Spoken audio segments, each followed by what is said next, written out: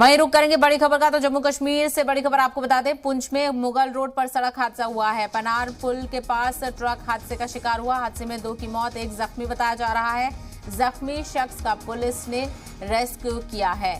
तो पुंछ में बड़ा हादसा, सड़क हादसे में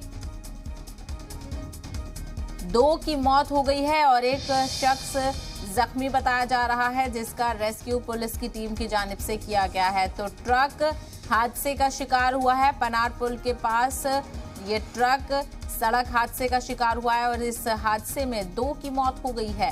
तो अफसोसनाक बेहद ये वाकया, सड़क हादसे में 2 लोगों की मौत, 1 जख्मी और जख्मी शख्स को पुलिस की जानिब से रेस्क्यू किया गया है। तो जम्मू कश्मीर के पुंछ से बड़ी खबर आपको बता दें, पुंछ में सड़क हादसा पेश आया है, जिसमें ट्रक सड़क हादसे में 2 लोगों की मौत और 1 जख्मी हुआ है। तो मुगल रोड पर यह सड़क हादसा हुआ है, जहां पर पुल के पास, पनार पुल के पास ट्रक हादसे का शिकार हो गया और हादसे में 2 की मौत, 1 जख्मी बताया जा रहा है।